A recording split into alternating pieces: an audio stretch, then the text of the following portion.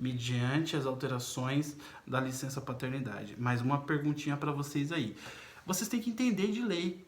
Não adianta, tá? Se vai abrir uma empresa, não adianta, você não vai ser um advogado, tá? Mas você vai ter que ter noções de leis brasileiras. Lembra que a gente estudou sobre... Por que vocês acham que nós estudamos aí noções de contabilidade? Porque você vai ter que ter uma noção de gastos, de entrada, de custo, de despesa dentro da sua empresa, certo? E aqui, hoje, a gente vai começar a entender um pouquinho a respeito da lei brasileira referente à questão de empregar, de demitir, tá? Isso é o departamento de pessoal também, ele vai fazer essas questões. Ele vai trabalhar com isso. Então, assim, a gente tem que entender como funciona isso. Quando um funcionário, mediante a lei da CLT, ele consegue, de certa forma, uma estabilidade, tá? Trabalhista. Então, existe uma estabilidade. Tem um período que ele pode ser mandado embora, tem um período que não pode. Mas aí isso aí depende o quê? Da área que ele trabalha, certo? De qual ramo que esse funcionário é, tem tudo isso. Então são leis brasileiras importantes. Por que é importante a gente saber isso? Mesmo com essa reforma trabalhista, é importante a gente saber como era e como ficou, tá? Então assim, não adianta só você saber como está, mas é bom você saber como era. Tá? Então, assim, nós estamos num período dessa transição. Nessa transição, o aluno tem que compreender isso, ele tem que entender isso dentro do curso. É para isso que você está aqui, certo?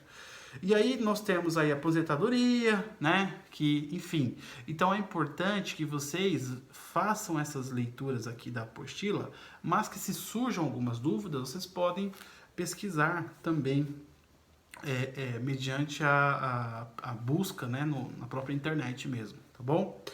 Ok, então essa é a página, a primeira página que fala sobre a questão de empregador e empregado, tá? A gente viu aí um conceito importantíssimo. Você, meu aluno, você, minha aluna, que amanhã, no futuro, pode ser um gestor, pense nisso, tá? O bom gestor não é aquele que manda o funcionário embora, tá? O bom gestor é o quê? Aquele que tira o melhor do seu funcionário, do seu colaborador. Esse é o bom gestor, certo? Tem algumas leituras que eu posso indicar para vocês também de trabalho em equipe, né? Como fazer o trabalho em equipe, certo? Existe um filósofo, um estudioso, que ele trabalha com equipes de trabalho.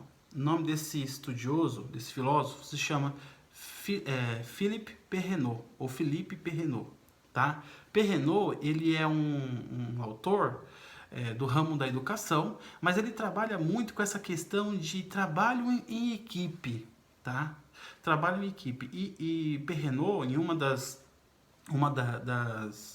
dos estudos que ele faz mediante a esse assunto de trabalhar em equipe, ele fomenta duas equipes. A equipe imposta, certo? E a equipe que ela é convidada a trabalhar, certo? E aí, interessante que vocês podem, depois eu passo o nome do livro para vocês, quem se interessar mais. Philippe Perrenot, ele diz que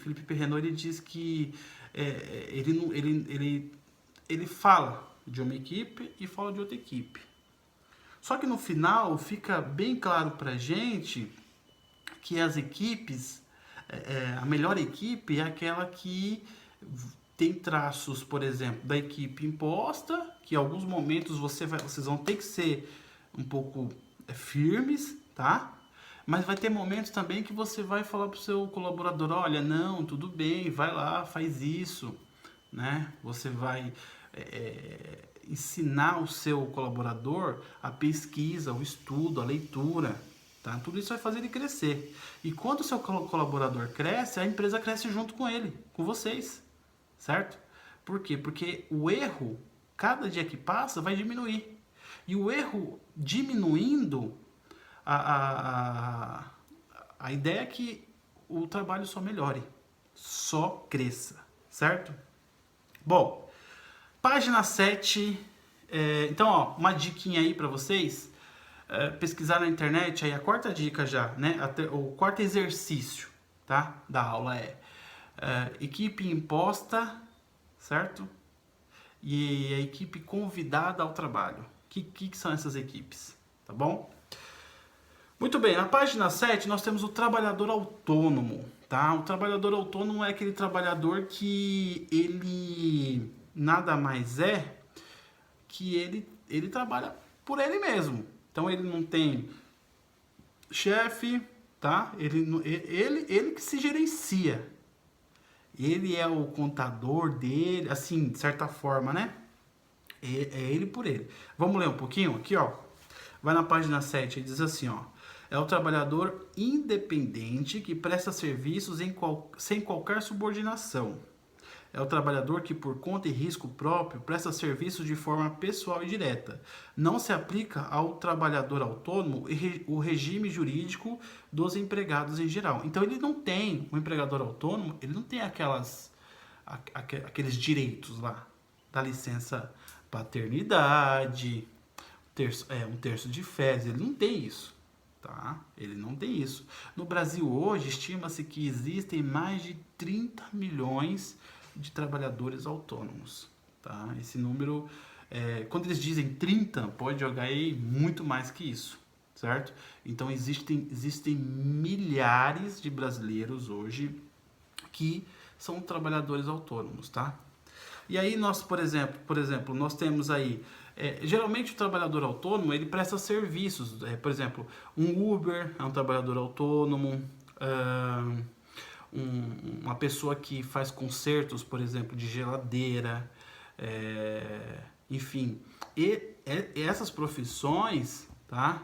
Uma doméstica pode ser uma trabalhadora autônoma também. Então, a partir do momento que você não tem vínculo com a empresa, a partir do momento que você não tem sua carteira assinada pela empresa, certo? Você vira um trabalhador autônomo, certo?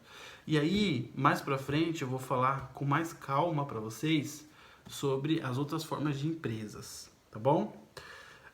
Aí temos o trabalhador eventual, tá? O que é?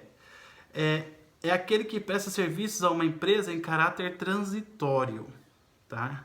Pode haver certa continuidade na prestação de serviços, os mesmos não são essenciais a atividades empregatícia, o que o diferencia do trabalhador autônomo e o subordinado, e a não essencialidade da tarefa exercida. Então, assim, gente, esse trabalhador eventual, ele é um trabalhador que, tipo assim, ele trabalha na empresa por um determinado período. Então, ele vai ser, é muito parecido com o trabalhador temporário, por exemplo. Você tem um período ali que ele vai abrir para você e aí você vai trabalhar aquele período. Pode ser que você trabalhe um dia sim, um dia não, certo? Também acontece. Então, esse trabalhador eventual não é um trabalhador que vai, por exemplo, diariamente, constantemente. Ele pode ir uma vez por semana, 2 por semana, tá? Precisa conferir na lei, como a lei está mudando muito, né? Mas eu lembro que a lei da CLT, até um tempo atrás, tinha um número de vezes que a pessoa poderia ir ao serviço, tá? Se passasse, por exemplo, de 2 ou 3 vezes semanais, aí já era um contrato de trabalho, tá? Já era uma coisa mais fixada, né? Mas se ele vai uma vez por semana ou 2, então ele poderia ser esse trabalhador aí eventual, tá? Só quando realmente existisse trabalho para ele.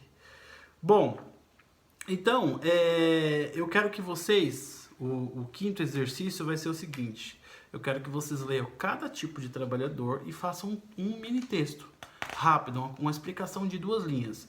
Trabalhador da CLT, o que é? O que tem direito? Trabalhador autônomo, o que é? O que tem direito? Trabalhador eventual, o que é? O que tem direito? Tá? Trabalhador temporário, o que é? E o que tem direito? Tá bom? Então, gente, por hoje vai ser só. Nós finalizamos aí o departamento de pessoal. E aí vocês podem, por gentileza, fazer as atividades nas anotações aqui, tá bom? Façam as atividades nas anotações, escrevam aí esses exercícios que eu pedi para vocês, tá? 4 exercícios, mais o quinto, que é o quê? Vocês apenas lerem cada tipo de trabalhador e fazer um resumo básico aí, uma síntese bem simplória de 2 linhas aí, 2 linhas explicando com as palavras de vocês o que é cada tipo de trabalhador e o que ele tem direito, tá bom? Meu nome é Samuel David, eu sou professor de gestão empresarial. Muito obrigado e até a próxima aula.